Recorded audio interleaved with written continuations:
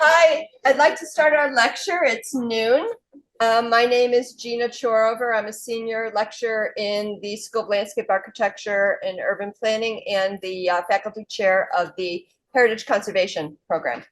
And so I'm glad you're all here today, and we have people joining us on Zoom as well. So I've asked our speaker to sort of stand here in front of the camera so the people online can see him as well. The lecture will last approximately 50 minutes so that everyone can get out and get to their 1 o'clock class. If you're participating on Zoom, please type your question in the chat box and the speaker will get to it. And please keep your audio muted during the lecture. And if you're in the classroom here, please have your phone silenced and help yourself to some food. So I'd like to introduce our speaker today, Dr. Mark Eischeid, who is a associate professor of landscape architecture at the University of Oregon. His research focuses on the history, theory, and he teaches, sorry, I've got this little box here, I can't read the whole, there we go. Focus on the history, theory, critique, and aesthetics of 20th and 21st century landscape architecture. He's a licensed landscape architect in California and has worked for Sasaki Associates and Scott Lewis Landscape Architecture on campus, waterfront, and residential projects in the US and Asia. Mark has exhibited in solo and group exhibitions in the UK, Japan, Denmark, and Greenland, and has worked in private and public collections in the US, UK, and Netherlands. He currently serves as assistant editor for the journal Landscape Research and was recently awarded an Excellence in Teaching Award through CAPLA and a Graduate Education Excellence Award for Director of Graduate Studies at the University of Oregon. So I'd like to welcome Mark to U of A campus, and I would also like to share that he is a native Tucsonan, born and raised here, and went to school here. Not PhD or college, but so let me stop this share and let Mark open up his presentation. Okay, here we are. Thanks for your patience. I'm going to be reading some things and sometimes not reading some things, so I'm going to be flipping back between looking at a laptop screen here in front of me and also not. But I want to thank you all for coming today, whether you're in person or in Zoom. I know I have a number of folks in Zoom land, including family, I think. And family here in the audience, as it turns out. So this is particularly, could be particularly anxiety inducing, because I think this is maybe the first time I've had family and friends, longtime friends in the audience. But I want to thank Professor Gina Chorover for facilitating this lecture, and to Professor Bo Yang for initiating that facilitation, and to everyone else who has had a hand in supporting this event. I'm very grateful to be with you all today, especially here in Tucson and at the U of A. Having been born and raised in Tucson, as Gina said, in the lands of the Tohono O'odham and Yaqui peoples in the Sonoran Desert, it means a lot to me to be back in my home landscape. It's also special to be here at this institution, the U of A, from where my parents, aunts and uncles, cousins, friends, and classmates graduated. And at least two of those friends, and one of them here, works for the university. My connection to this institution goes back at least to my grandfather, who graduated from the law school in 1932, over 90 years ago. So given such strong and long-standing bonds to this landscape and to this institution, I sincerely thank you for this opportunity to be here and to share with you some recent thinking. I'll be presenting work in progress on a topic I've been thinking about for the last few years. It's a topic derived from my interest in geology. I was originally a geologist, natural hazards, the Sublime, and of course, landscape architecture, as well as living in the Pacific Northwest and visiting many design landscapes, especially with those with views of Cascadian volcanoes. Most of these landscapes are in Portland, Tacoma, and Seattle, with views of Mount Hood, Mount Adams, Mount St. Helens, and Mount Rainier. Today, I'll be focusing on views of Mount Hood from Portland Gardens and Parks. Because this is a work in progress, I'll be very interested in your comments and questions after my talk to help me refine and clarify my thinking on this topic. So I'll begin with a the briefest of introductions to sublimity and visuality, just to help ourselves be dangerous. And then I'll talk about 3 different types of views. And each of those different types of views I'll illuminate or illustrate through examples. And so I'm going to suggest that I have seen over the last 100 years 3 types of views: framed, unframed, and aligned, each of which is associated with a particular landscape architectural tradition: eclecticism, modernism, and postmodernism, respectively, with a couple of examples for each.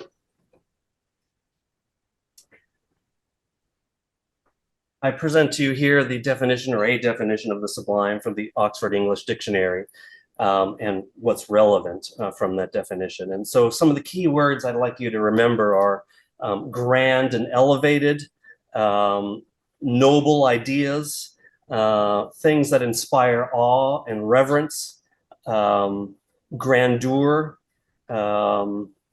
and those are, I think, the best keywords to keep in mind. We could have a whole class on the sublime, and I suspect there probably are classes on the sublime in the world. But this is at least a good starting point for us to think about. The sublime is one of a number of different aesthetic categories, which you see listed here on the left. And each of these might have a number of different definitions that fall underneath it. For the sublime, we can talk about a philosophical definition, a professional definition, and popular usage. And I'm going to briefly touch on each of these.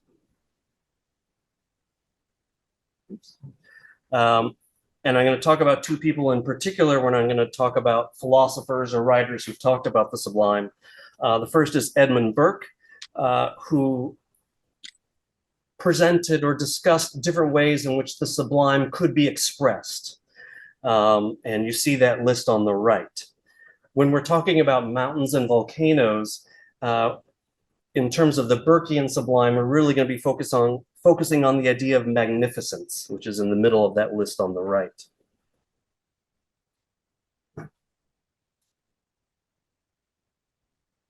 Another significant writer and thinker about the sublime is Immanuel Kant, who in his later work on the sublime divided up the sublime into 2 different categories: the mathematical sublime and the dynamically sublime.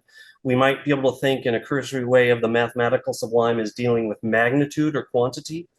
And when we're talking about or thinking about the dynamically sublime, thinking about something that relates more to power, maybe even an excess of power that might make you feel small or under threat, for example. And so volcanoes might qualify, or I would argue that they qualify as possibly both. They are very big things in the landscape, so they might be argued as mathematically sublime. But through their power, the eruptive power of volcanoes could also be considered dynamically sublime as well. In terms of different professional definitions, hopefully, or not hopefully, but you may have already heard of the sublime in terms of landscape architecture or any of the design disciplines. And it's often kind of combined with discussions about the beautiful and the picturesque. And so the sublime is talked about by landscape architects and designers and theorists. And I'm going to present a couple quick perspectives on the sublime here. So Humphrey Repton, an 18th century and early 19th century designer in England, talked about the sublime as a sort of perfection, and that if it's sublime, it may be wild, romantic, or greatly extensive. And I think that greatly extensive is a key word to really focus on there. And here you see a picture of Vaux-le-Vicomte, which through optical illusion and navigation or manipulation of topography creates a landscape that is differently scaled than what it actually is. And so as you walk through that landscape, you begin to realize that it's much larger than it appears from the top of the chateau, which is where this photograph is taken from.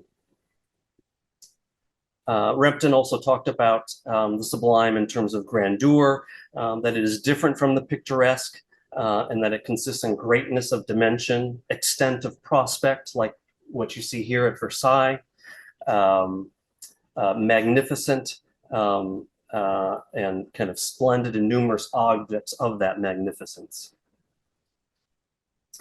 In terms of popular usage, the approach to the sublime may be a little bit more questionable and maybe differently understood, if not misunderstood. And so given the definition I've provided to you, both from the dictionary and from Burke and Kant, or at least kind of noted it, as well as from Repton, for example, you may or may not agree with Volkswagen's assessment of the car at the top on the left as being sublime. You may or may not agree with the rosemary olive oil loaf as being, see, is this point? No, but anyway, you'll see in the fine text that this particular loaf of bread has sublime flavor and soft texture. One of the things to think about the sublime, especially as Edmund Burke describes it as, it incorporates a sense of terror. And so I question whether sublime should be used to advertise a loaf of bread, because it may not be the experience you're looking for. Also in the upper right, sublime bronze. I imagine this is artificial tanning products. You may or may not want a bronzing product that induces terror in your friends and peers, or whether the idea of ice cream sandwiches, you want a terror-filled or terror-inducing ice cream sandwich. But the point here is that the sublime in more common parlance is shaky at best, but funny. In Oregon, there's even a town called Sublimity, but I would argue that it's not very sublime at all.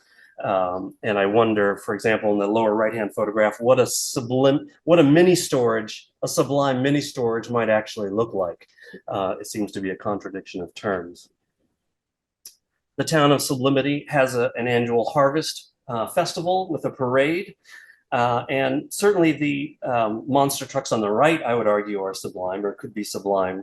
But I don't know whether the Shriners and small wagons on the left are equally sublime. The Pacific Northwest is, I would argue, maybe one of the most sublime landscapes, certainly in the country.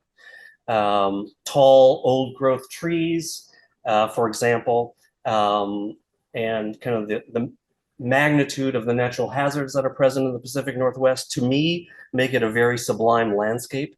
I get really nervous when I go to the coast because I'm afraid of a tsunami enveloping me after an earthquake. So I don't spend a whole lot of time on the coast, and I don't try to spend a whole lot of time at sea level on the coast when I'm there.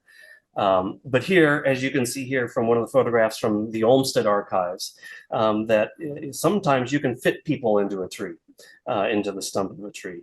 I'm not sure I'll ever get a chance again to be able to use the caption of unidentified men inside stump again. But this gives you a sense through a sense of relative scale about kind of the size of the trees and the size of other objects and elements in the Pacific Northwest. And a lot of these sublime elements do come from its geological position on the planet. The Juan de Fuca plate is subsiding underneath the North American plate. The material that is subsided eventually melts and becomes magma, which fuels the volcanic eruptions that you see along the Cascadian volcanoes. The last major earthquake was January of 1700. Estimated about an 8 or 9 magnitude earthquake. There will be another one. It will likely be of that size. These kinds of subduction zone earthquakes tend to be rarer but larger than what happens in California.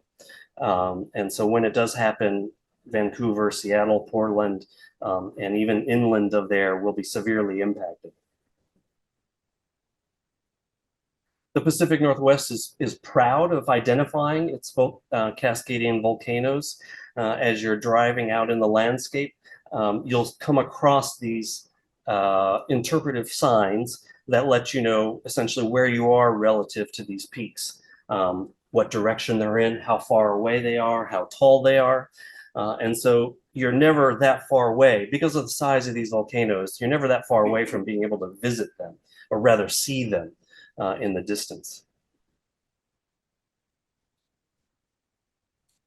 Uh, and Mount Hood is one of many of Cascadian volcanoes that stretches from southern British Columbia down to northern California. Mountains have long been considered, prior to essentially the Renaissance, waste places. They were resistant to cultivation, difficult to travel across. Some viewed them as consequences of the flood, the biblical flood, and a reminder even of original sin. And so they were seen as evil, even places of sin, places of danger. This is up through medieval times, at least in Western cultures. With changes in Christian theology and developments in science, the development of astronomy and geology, mountains then became revered as sublime objects. Marjorie Hope Nicholson, who wrote a book about this transition of how mountains were perceived as kind of dangerous and sinful and evil into places to visit and appreciate and enjoy and revere, was chronicled in her 1959 book, Mountain Gloom and Mountain Glory, The Development of the Aesthetics of the Infinite. She noted that, quote, awe, compounded of mingled terror and exultation, once reserved for God, passed over in the 17th century, first to an expanded cosmos, which was being revealed as part of developments in astronomy, the development of telescope, for example, the ability to see, say, craters and even small mountains on the moon and other planets. That sense of awe was first transitioned to an expanded cosmos, then from the macrocosm to the greatest objects in the geocosm on this earth, including mountains, ocean, and desert, end quote. For a number of 18th century philosophers, mountains were emblematic of the sublime. For John Dennis, in his 1704, The Ground of Criticism in Poetry, noted that one of the sources of the sublime were sublunary things below the moon on Earth, and that included the four elements, as well as seas, rivers, and mountains. Mountains were really a common kind of sign or symbol of the sublime, and if you want more references, I can continue to give those. But I want to make sure we're continuing to move on. Besides the sublime and sublimity, I want to talk briefly about visuality. So historical theory on aesthetics considers a binary construction of subject and object, left and right, as you see here in the slide, with debates about where aesthetic appreciation resides. Does it reside in the subject's judgment and feelings of those external objects, or does it reside in the object's essential qualities, or possibly both?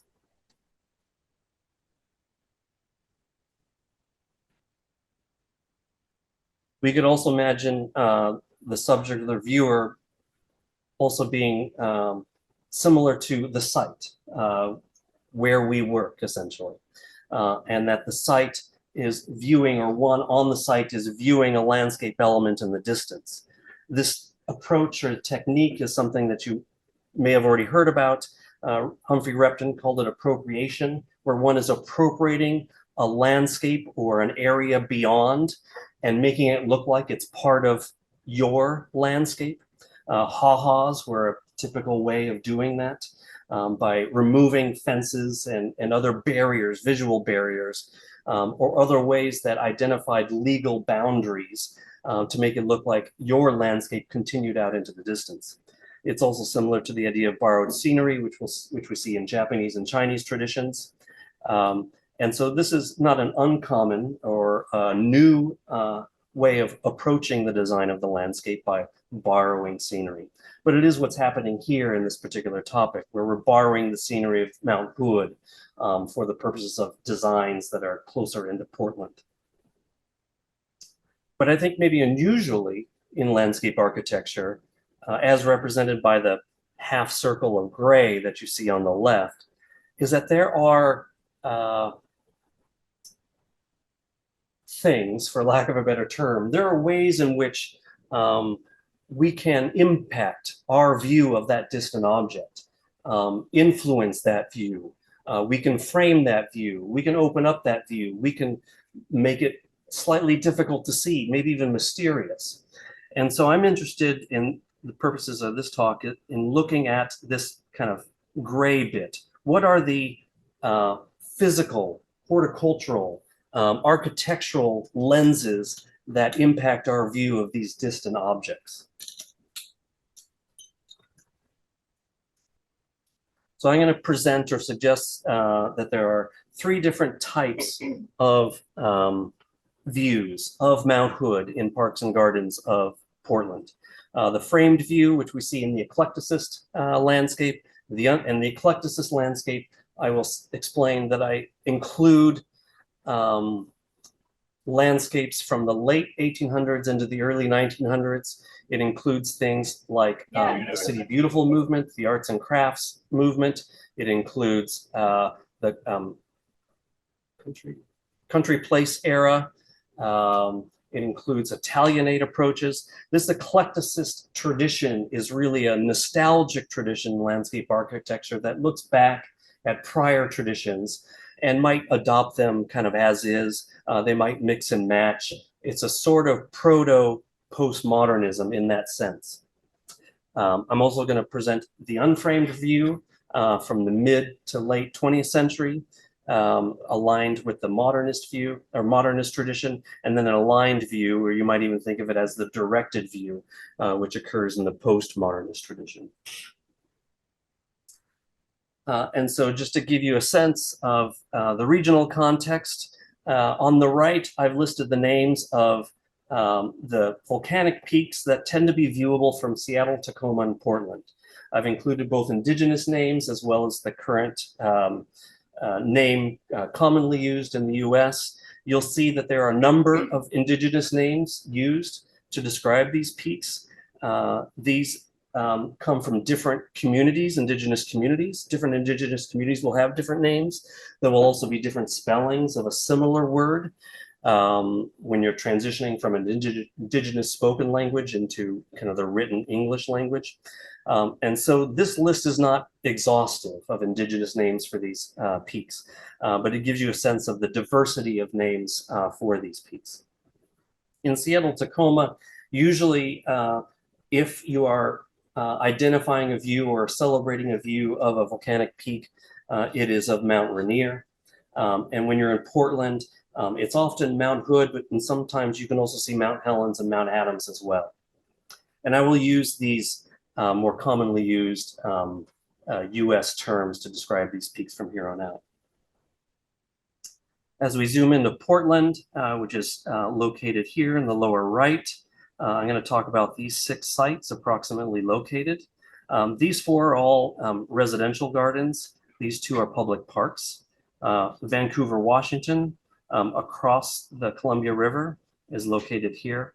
And we have Mount St. Helens up here, Mount Adams, and Mount Hood. So first, the framed view, and I'm going to look at 2 residences. The first by the Olmsted brothers, and particularly J.C. Olmsted or John Charles Olmsted, and then look at a project by the architect Herman Brookman, who I understand at this stage also did the landscape for Fur Acres. And you see they're both in the early few decades of the 20th century, and both are eclecticist landscapes. But I also want to identify that these approaches are not unique to these 2 examples. Here you see a number of plans from the Olmsted brothers for a variety of different residences in the Pacific, in Portland, but I could also give you other residences in Seattle and Tacoma, where either in the survey or in the preliminary landscape plan, the surveyors or the designers have identified where these peaks are, what direction they are from the actual landscape. And also in many cases how, as part of their process, they aim to, in this case, for this particular residence, frame the view of Mount Hood. On the left, you see Mount Hood is maybe a little bit off to the side, a little bit off center in this framing. In the upper right, really starting to move that mountain back into place where they'd like it to be, as well as the same in the lower right-hand corner, where the view of Mount Hood in the midground is where there's located a lawn panel, and then it's framed on either side by what might appear to be cypresses on either side. But in the one example I want to spend a little bit of time on is the Kerr residence. It's now called the Elk Rock Garden at Bishop's Close. It was just sold by the Episcopal Church, which had their kind of local headquarters in this house, to actually back to the descendants of the Kerr family, and it will remain open to the public. So if you ever visit Portland, you can visit this property, at least right now, for free. And you'll see the house kind of crocheted here in dark, and the landscape really representing something that we might think of as inspired by the Enlightenment era, or in other cases, you know, the English style of garden design, where we see these broad expanses of lawn irregularly framed by trees. And here in this text here, labeled the view to Mount Hood, which is provided really in one location in the house from the dining room located here at the back of the building. The Willamette up is east, essentially here, and you overlook the Willamette River towards the east. This is the rear of the house, the dining room located here, with a large expanse of lawn behind it. And that large expanse of lawn, looking out, you may just be able to catch a glimpse of kind of the white snow-capped peak of Mount Hood in the distance above the cursor, framed by, on all three sides, at least on the sides and the top, by the trees. And so this is clearly a clear framing of this particular view of this particular peak. When we zoom in, you might be able to get a better glimpse of Mount Hood in the distance here. This is, at least from what I've seen, slightly unusual in the sense where the view is framed on all four sides. Of course, you're always going to have the ground framing the ground, and you often see usually vegetation, usually trees framing something on the two sides. But over time, of course, the canopies of these trees have been allowed to create a frame along the top side. So that's all part of a maintenance approach in this case. Another example not too far away in Portland is Fur Acres. This was the essentially the residence for a local department store owner. And you'll see its design is much different than what we saw in the previous project. This is a design that's much more axial, of course, much more reminiscent of, say, a Renaissance approach, or what you might also hear described as an Italianate approach. In both of these images, the plan on the left and the aerial image on the right, the house is at the top, and the landscape, or the topography rather, cascades downwards away from the house through a series of terraces. But that the axis for the garden is aligned with the center line of the house, as well as aligned with the view of Mount Hood in the distance, as you see here. Even maybe patriotically so, with the American flag also centered on this view below, I mean, amazingly directly below the peak of Mount Hood as it currently stands. So here again is a framed view framed through trees along the center line of this axis of the garden. This approach, this framed view, is not new to an eclecticist garden. Because they are eclecticist gardens and because they are nostalgic looking backwards, they are inspired by garden approaches or garden designs, primarily from Europe, from the Renaissance, from the Baroque, from the Enlightenment, which in that order is kind of left, upper right, lower right, where in many cases there are either architectural features or sculptural features that are at the terminus of these framed views. Whether, it's a fountain on the left. The upper right, it's hard to see, but there is a far larger than life-size sculpture of Hercules right here. essentially. And so all that garden is doing a lot of work to focus your attention, even telescoping that view towards that view of Hercules in the distance, or a view of this temple at Stowe, kind of a canonically Enlightenment landscape. And so these approaches are not new, and they're being reappropriated, reused in these eclecticist gardens in Portland.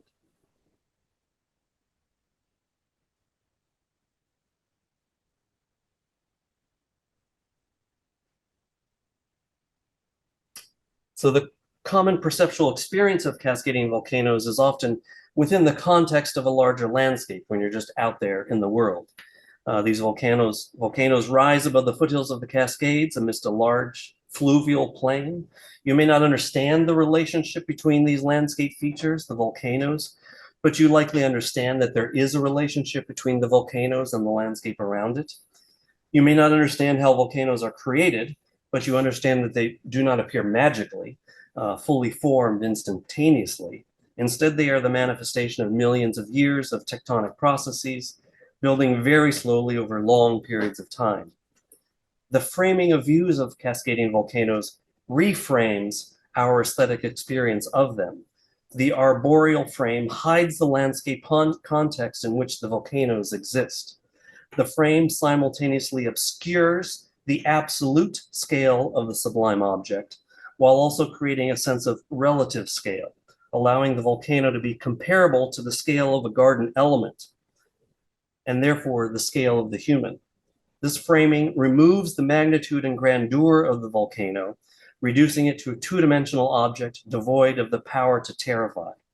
This framing converts a sublime landscape feature into a picturesque garden element. And when photographed, this view is doubly converted.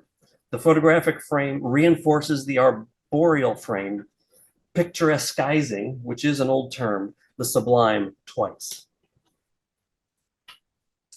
Moving on to the second type of view, and I'll go through these a little bit more quickly. These are also residences, mid-20th century. Here, the Sinclair residence by the architect Van Evera Bailey, fairly famous regional Pacific Northwest modernist architect. And here the important thing is, in both cases, is how the houses are sited on the property. This and the next house are both sited on hill slopes, and they're sited towards the kind of front edge of the hill slope. And so that as much or more of the garden is behind the house next to the street. And the way in which the windows of the fenestration of the building are constructed allows for a fairly panoramic view of, in this case, Mount Hood. And in this case, from multiple rooms, inside and outside the house, whether it's from the kitchen on the left, the bedroom in the center, or from the deck on the right. This view is certainly unframed. It's accessible from multiple places rather than from one place. And it allows you to see the broad context of the landscape around the volcano. And it might even remind you these panoramic views, especially from within inside the house, with window mullions serving as a sort of metric for space, or it might remind you of Mies van der Rohe's collages, an example of which you see on the right, in this case for the Reeser House, never built in Wyoming. But even the size of the window, this kind of horizontally oriented window, allows for this panoramic view. Even though the window is framing, it's not a vertical window, but it is a panoramic view that allows you to see the volcano in its context. The other example, and I just have one image for that, even goes further. It's not just a panoramic view of Mount Hood, but it's a panoramic view that takes in the other two volcanic peaks that can be visible from Portland. And again, this is a function of siting the house essentially forward on the lot at the top of the slope, so that views from the house itself are panoramic and unobscured by any vegetation in front of it. And in this case, the garden is, and it's a fair-sized garden for this kind of property, is entirely behind the house.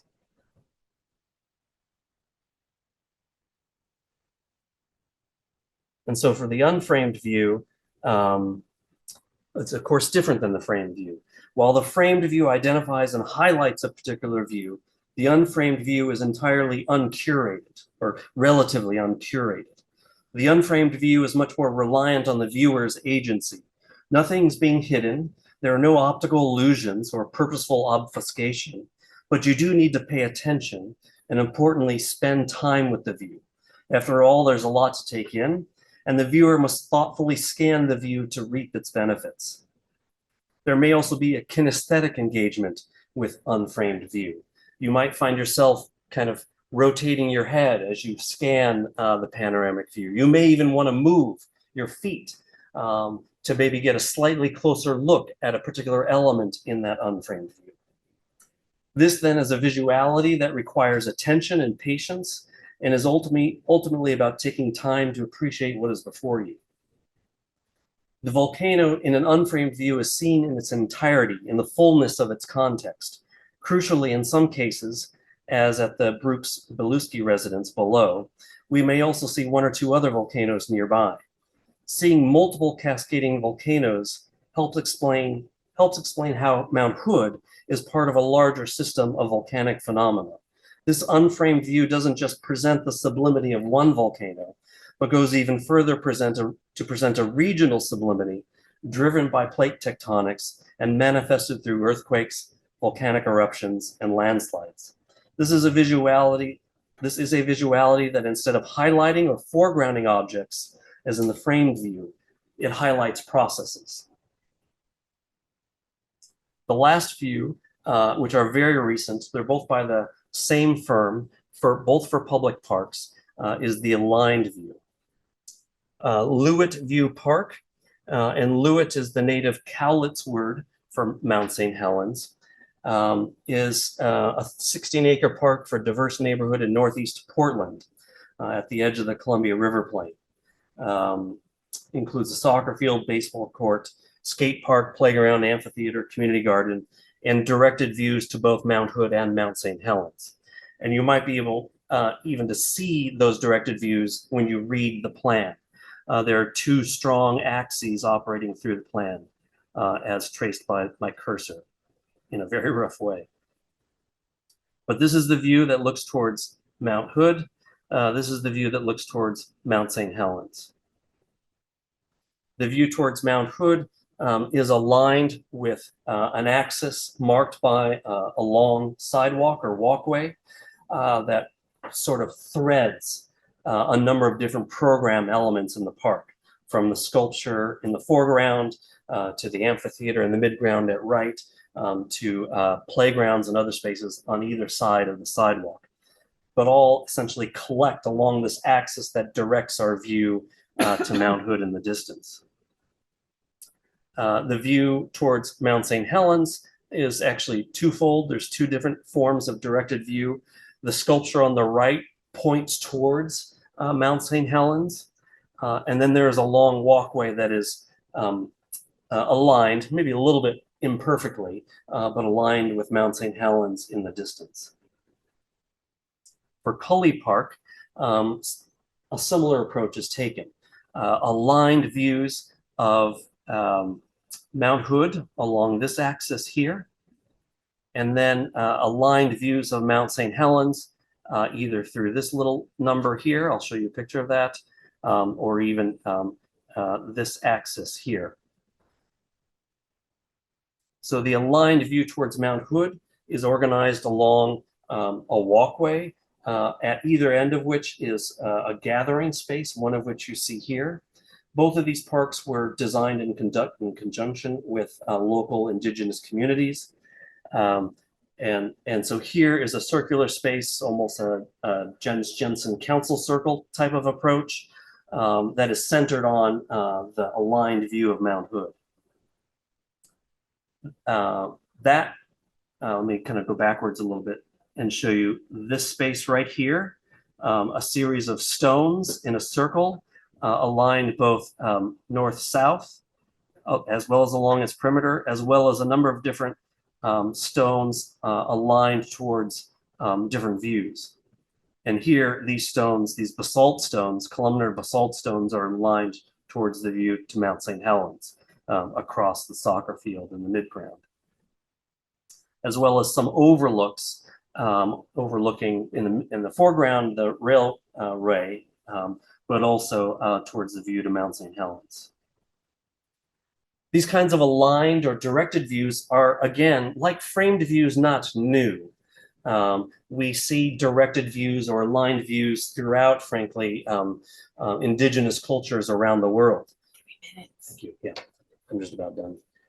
And so whether it's the cairn or tomb you see in the upper left, which during the solstice, I think, the sun shines through the opening and illuminates the inside of this cairn or chamber, or whether it's in the lower left, the Avenue of the Dead at Teotihuacan, which aligns with the cardinal directions, or even closer to home, one of many examples, Casa Grande, as I grew up saying, but Casa Grande, where the structures itself is aligned north-south, and there are various openings within the structure itself that also align with solstices and equinoxes.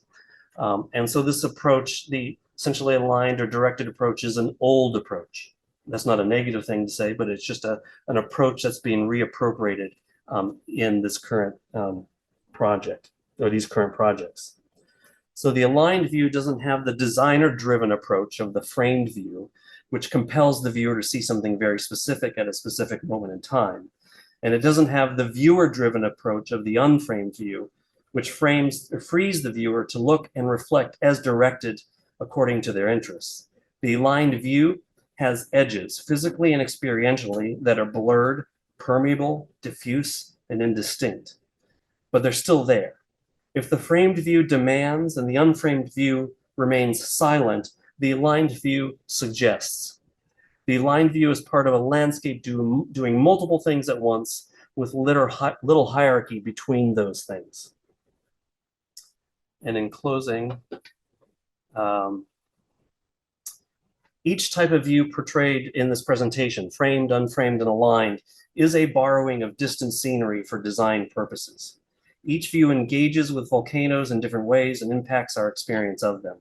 Yet these views can also be reflective of larger cultural values, whether it is to control or not to control, to appreciate fully, or to raise awareness. These approaches aren't just simple design techniques operating outside of a cultural vacuum. Instead, the types of views portrayed here are both catalysts of experience and reflections of our cultural landscape values, creating a feedback loop between society and landscape, between design and experience. And I'll end with this quote from J.C. Olmsted. Thank you. We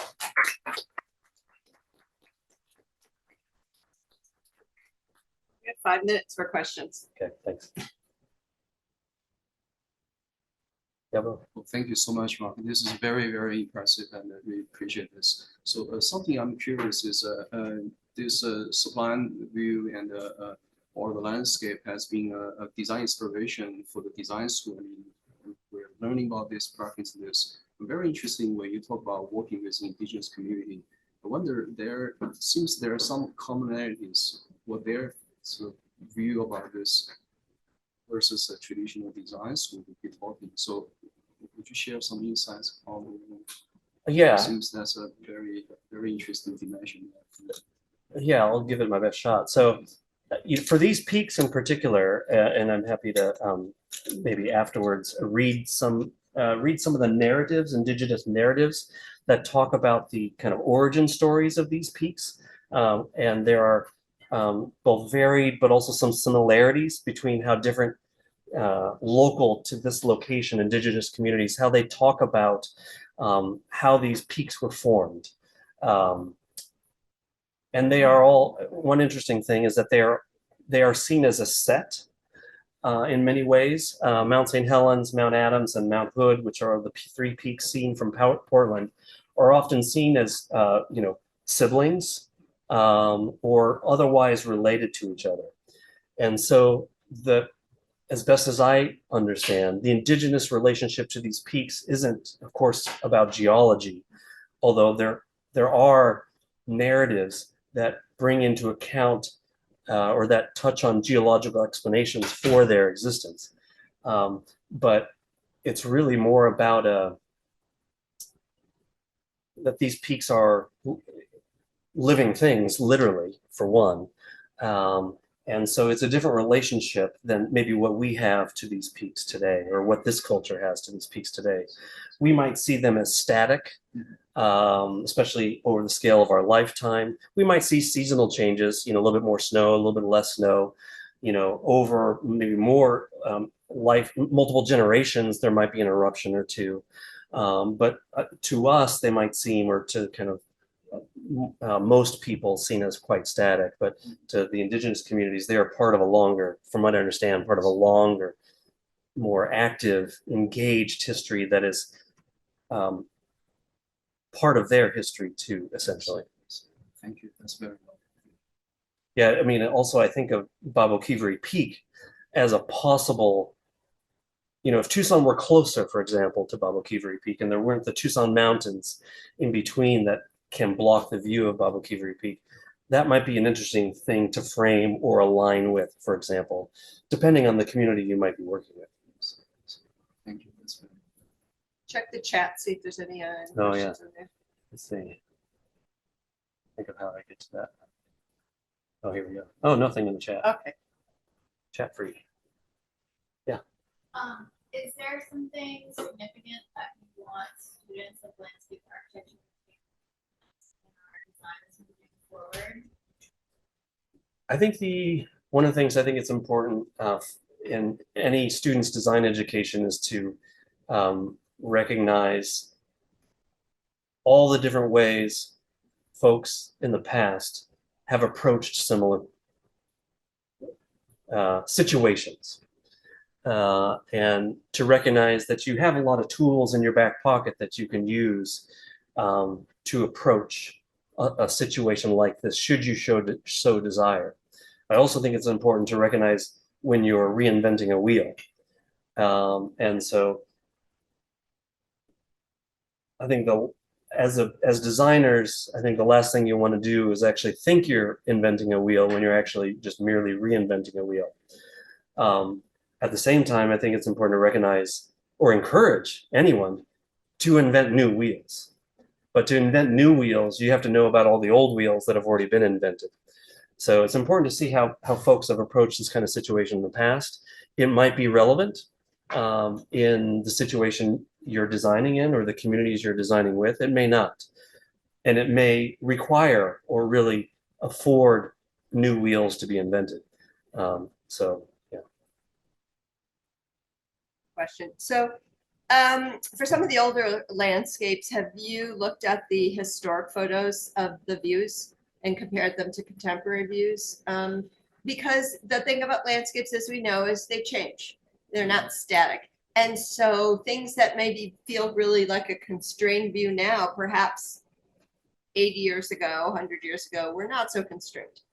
So there's yes-ish. I have looked at that, not in a kind of rigorous way for every project, but in Tacoma, there's an Olmsted project called Thornwood. It's now a hotel you could stay at if you could afford it. That was, the garden was arranged to have a framed view of Mount Rainier. That no longer exists for two reasons, two related reasons. One, the subdivision of parcels outside of that original parcel, which led to the building of a bunch of new houses, and those houses then had their landscapes, and their trees grew up to be too big to preserve that view of Mount Rainier. So that's one case. And so I think there's time. Just landscape does what it does, and then there's, as I mentioned with the Kerr House. I think maintenance regimes as well. As in any kind of design case, it's a whole new world once the designer kind of turns it over and maintenance takes over. How well does the maintenance team, for example, or the owners understand the original intentions, and do they keep up with those original intentions? Thank you. I think we're going to have to wrap it up. If you have any questions for the speaker, perhaps after we close the Zoom session, you have a few minutes on your way out, you're welcome to ask. But thank you all for coming today. Thank you so much, Mark. Yeah, thank you. Thanks.